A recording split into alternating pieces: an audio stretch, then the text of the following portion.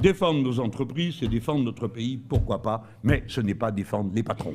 Défendre les patrons qui ont signé ce papier, ceux du MEDEF, c'est défendre des irresponsables. Pourquoi sont-ils irresponsables? C'est maintenant le moment de le dire. Alors, apparemment, ils ne sont pas tous du même avis, les patrons. Et c'est le moment pour moi de vous dire une ou deux choses qui vont peut-être décoiffer quelques camarades à qui je demande d'y réfléchir avec soin. Imaginez, camarades, que la semaine prochaine, nous soyons en train de diriger ce pays. Alors, il y aura des gens que ça enchantera, notamment dans cette salle, mais il y en a à qui ça fera quelques contrariétés.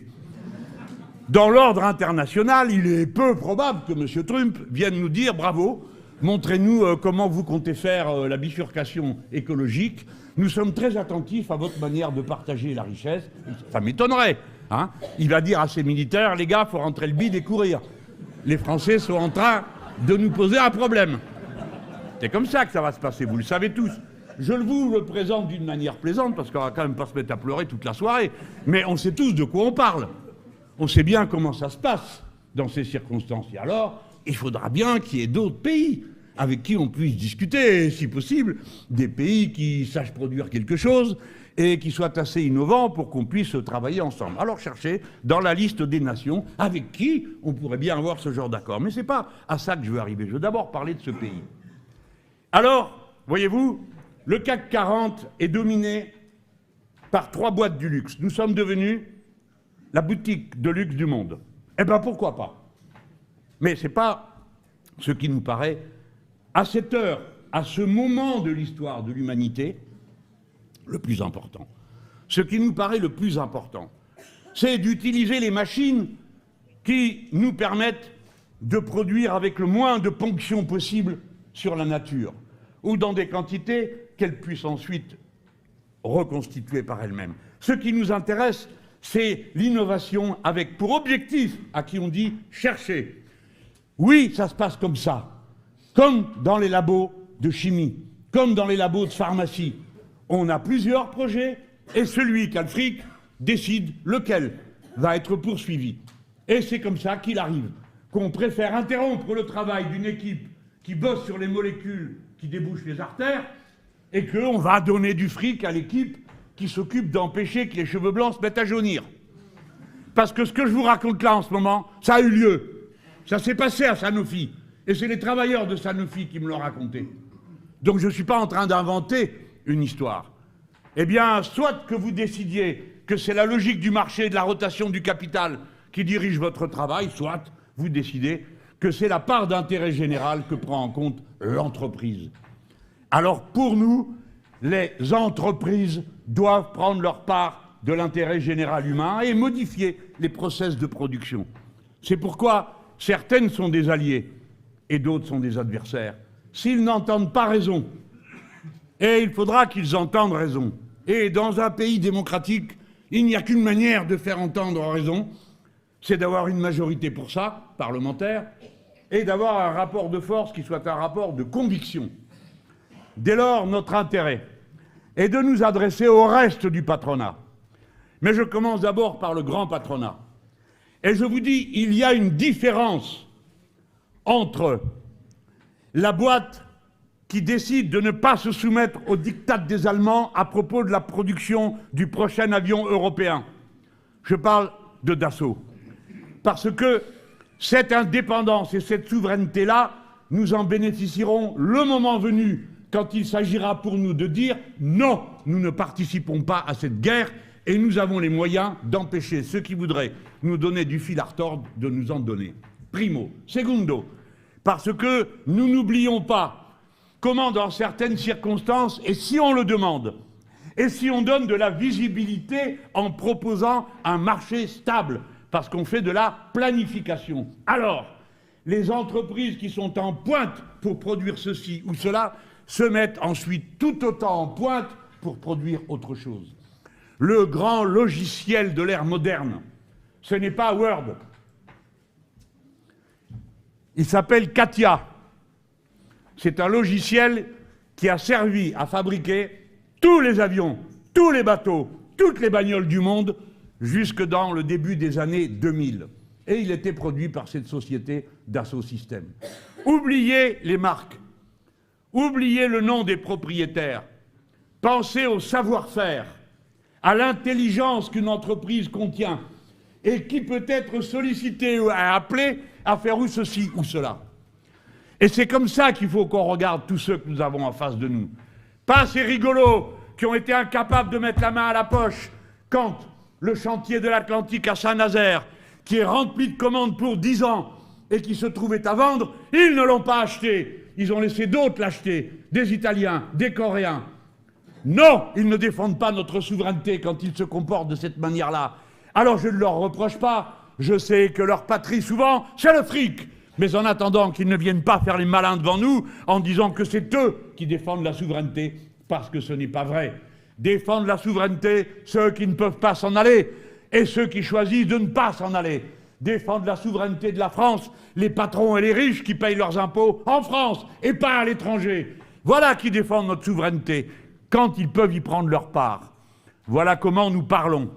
Je le dis pour les très grandes entreprises. Vous avez plus intérêt à avoir des insoumis au pouvoir qui vont pratiquer la bifurcation écologique, qui vont proposer la planification et qui vont vous donner la valeur suprême de l'entreprise. C'est lutter contre l'incertitude, la visibilité. Vous saurez dans quelle direction ça vaut la peine d'investir et dans quelle ça ne vaut plus la peine d'investir parce que vous ne serez plus soutenu par le gouvernement. Nous n'avons jamais dit qu'il n'y aurait plus jamais d'aide aux entreprises. Nous disons qu'elles seront conditionnelles. Et dans les conditions, il y aura les objectifs du plan. Je veux entrer encore plus dans le détail et je m'adresse maintenant au reste du patronat. Petites et moyennes entreprises. Parce que cette semaine, il s'est passé des choses très intéressantes dans les déclarations qu'ils ont faites. 2 organisations patronales qui ne sont pas des nids d'insoumission et de collectivisme. La CPME et U2P. Amir Reza Tofighi, qui est le président de la Confédération des petites et moyennes entreprises. 240 000 entreprises affiliées, qui étaient présents, camarades, si vous vous en souvenez, aux amphis. Il est venu débattre avec nous. Clairement, on a vu que ce n'était pas un communiste. Hein. Bon. Mais on parlait.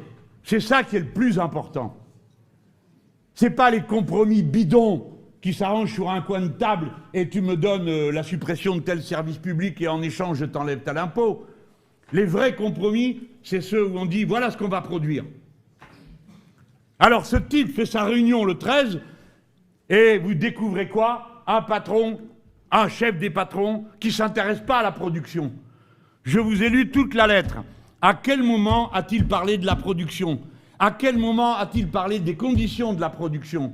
À quel moment a-t-il dit « Nous avons un grand problème en France. Nous sommes record d'Europe des morts au travail.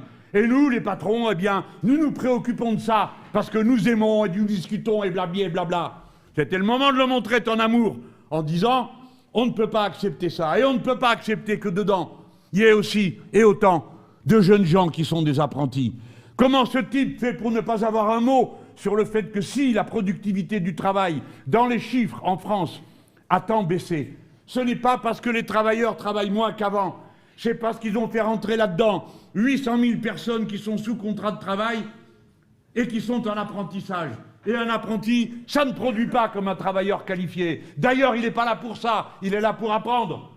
Et déjà pas pour mourir. Il est là pour apprendre. Alors, vous rajoutez 800 000 personnes qui, par la force des choses, ne bossent pas. Et vous effondrez la productivité. Et après, vous allez devant tout le monde dire « Il faut travailler plus, il faut travailler davantage », comme si toutes ces réalités n'existaient pas. Et la productivité des Français, qui était 20% supérieure à celle des Anglais, et même aux Allemands, qui, paraît-il, sont les records du monde de la bosse, hein, et bien même à eux. Et tout d'un coup, ben, c'est plus les mêmes chiffres, à cause de ça. Alors, ces deux, là je vais vous lire d'abord ce que dit la CPME. Elle leur dit aux grands patrons du MEDEF, ce n'est pas le bon moment pour faire un meeting, ni le bon signal d'aller faire un meeting. Pourquoi dit-il ça?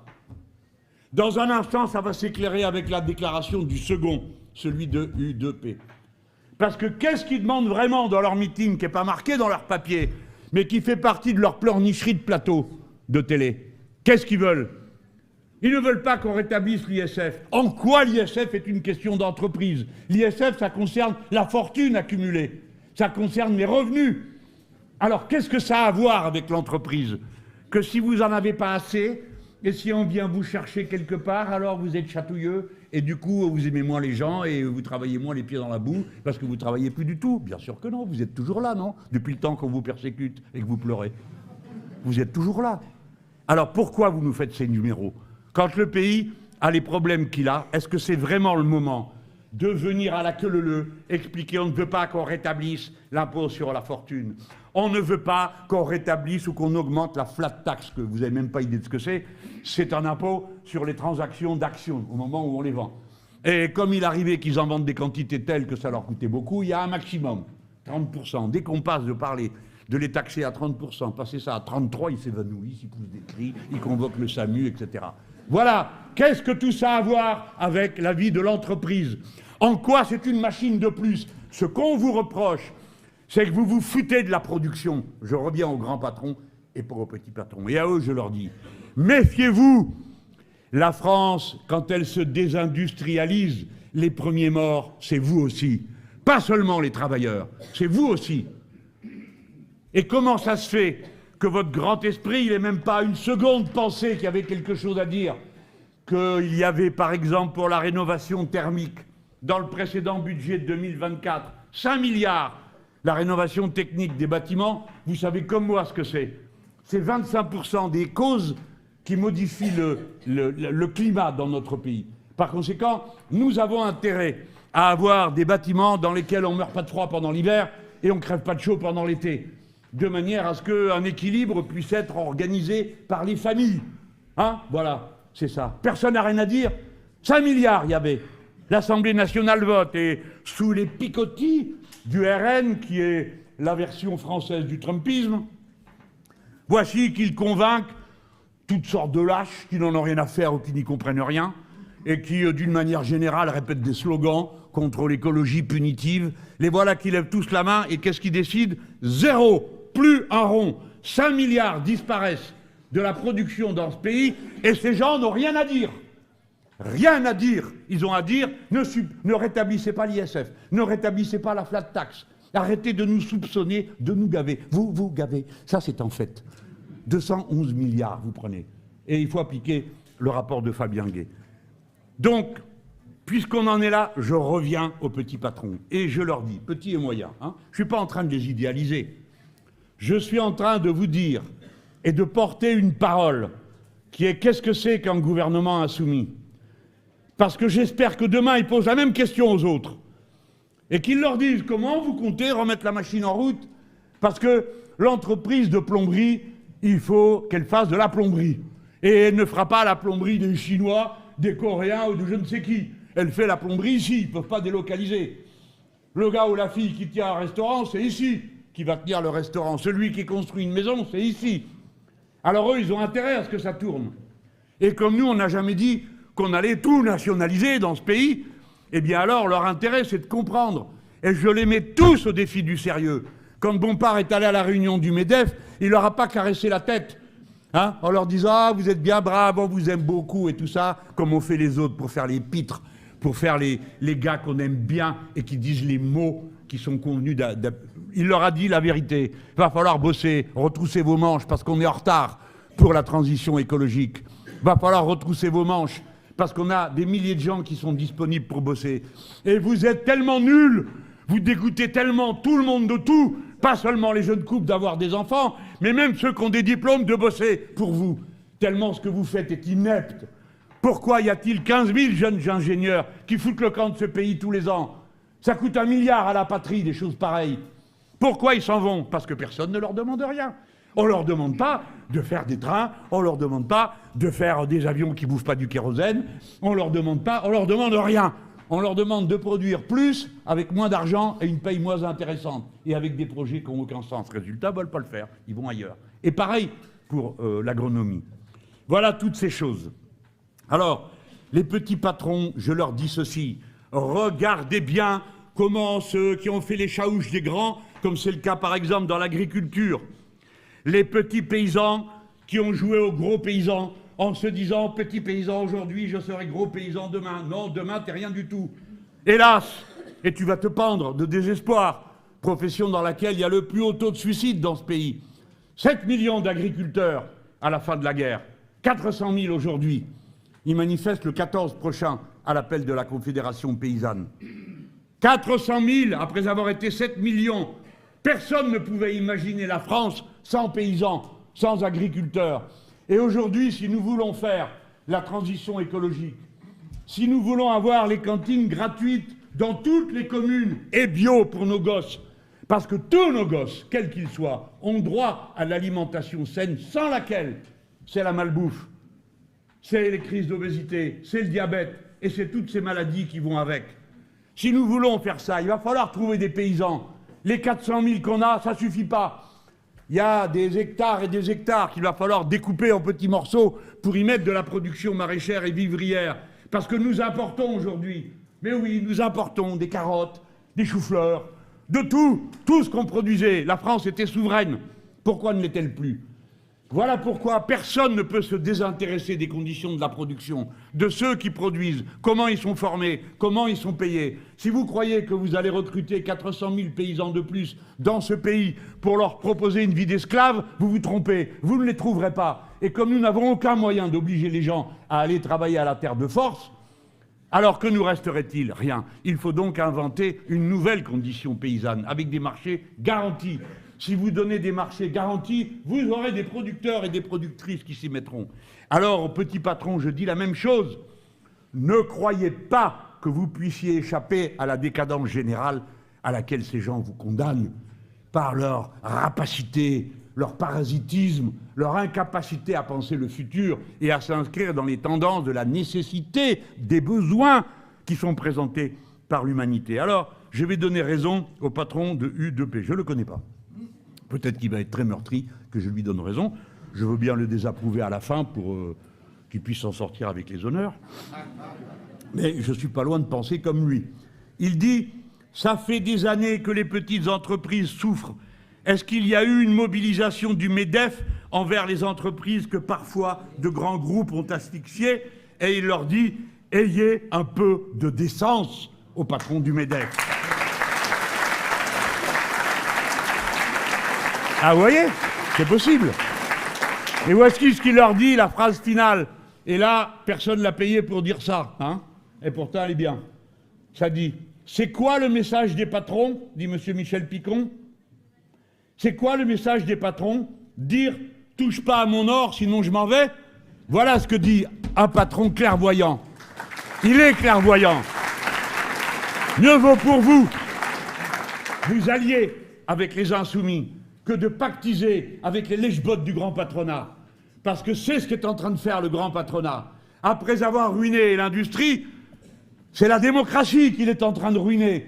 Parce qu'il s'entend dans les déjeuners en ville, entre deux réunions des uns avec les autres, pour fixer les éditoriaux des journaux. Ils se retrouvent entre eux pour dire « Ah, finalement, je préfère Le Pen à Mélenchon. » D'abord, Mélenchon, il t'a rien demandé, et surtout pas que tu le préfères. Moi, j'ai rien à faire de leur affection. Je ne m'intéresse avec mes camarades qu'à une chose. Comment on produit? Comment on va le faire pour le siècle qui vient? Comment nos jeunes gens vont retrouver assez de goût à la vie pour qu'ils s'impliquent dans ce que nous allons faire? Pour qu'on arrête de penser que produire est un crime, parce que souvent c'est un crime contre la nature et contre l'être humain qui manie la production elle-même. Voilà notre ambition. Alors on a des choses à leur dire et à leur proposer. C'est nous, les insoumis, qui avons déjà dit que nous empêcherions le travail détaché.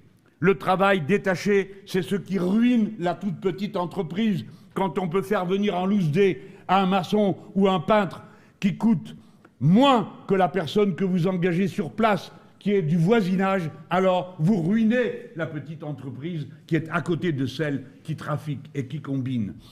Nous allons leur garantir l'accès à des prêts, nous l'avons déjà dit et fait à de nombreuses reprises dans notre programme, dans des conditions telles que ces prêts soient remboursables. Ensuite, nous rendrons les aides publiques dépendantes de conditions. Et dans ces conditions, il y a le fait que les grandes entreprises doivent puisqu'elles ont l'habitude de le faire, mais elles le font en précarisant les statuts et en allongeant sans fin la chaîne des gens qui font de la production. Vous le savez comme moi, d'abord une entreprise, puis une deuxième, puis une troisième, puis une quatrième, des fois il y en a je ne sais combien à la file. Et à la fin, quand il y a un problème, c'est le dernier de la file qui doit en répondre. Mais c'est celui à qui on a fait les conditions les plus défavorables et qui, du coup, doit produire plus vite, avec moins de monde et dans des conditions plus risquées. Nous mettrons fin à tout ça, de manière à ce qu'il y ait des conditions normales de compétition sur les prix, mais surtout sur la valeur de ce qui est produit. Ça, ces choses-là, ce sont des choses qui n'ont pas de prix. On n'en parle jamais.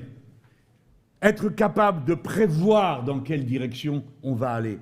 Qui on peut embaucher? Imaginez-vous le résultat des décisions absurdes de ceux qui ont décidé de supprimer toute rénovation thermique.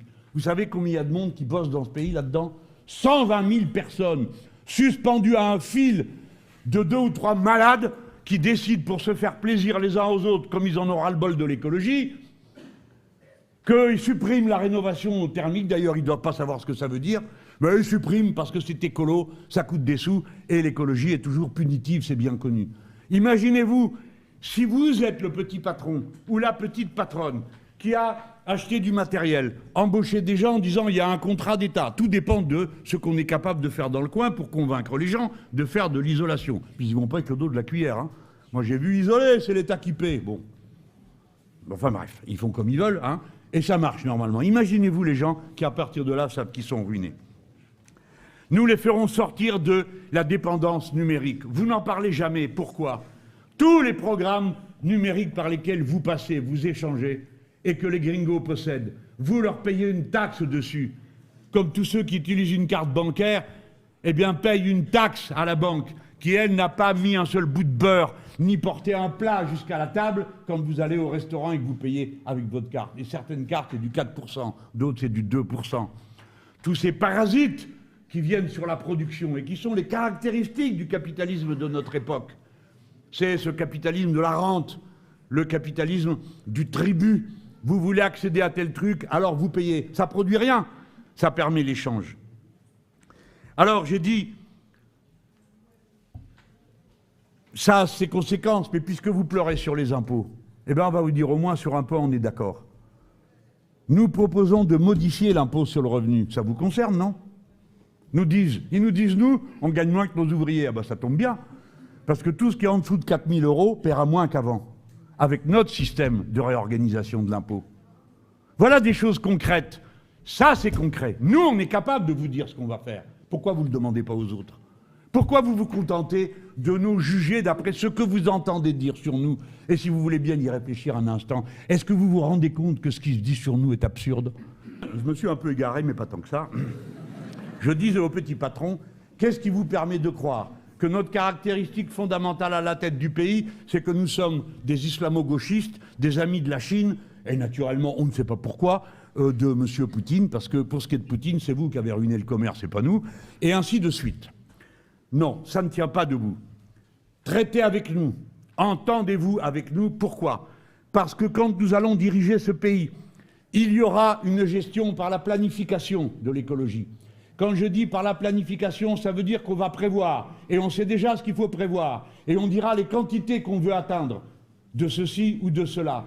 Et il y aura des points en cours de route pour voir si on y arrive. Et ceux qui auront des sous à investir pourront le faire en sachant que ce sont des investissements qui vont aller dans la production et qui donc vont avoir un retour. Nous allons faire ça. De même qu'il y aura un pacte de planification écologique, il y aura aussi un pacte, en quelque sorte, du carnet de commandes. Parce que pour atteindre les objectifs, il faut dire lesquels ils sont. Combien nous voulons de ceci, combien nous voulons de cela. Et est-ce que les entreprises concernées qui forment des réseaux sont en état ou non de répondre à cette demande? Et s'ils ne sont pas en état de répondre à cette demande, pourquoi? Est-ce qu'il leur manque des machines? Faut-il des prêts pour acheter les machines? Quel genre de machines va-t-on acheter? Etc., etc. Non, ce n'est pas le libre marché qui mènera la danse. C'est la libre prévision des objectifs que nous nous donnerons. C'est ce que je voulais dire ce soir, parce que c'est ce qui nous paraissait le plus important quand on a préparé ce moment politique avec Bompard et quelques autres camarades, au moment où les patrons s'apprêtent à jouer cette comédie de leur meeting du 13 octobre qui vient. Je verrai si le message parvient à ses destinataires. Aussi bien, nous allons les rencontrer.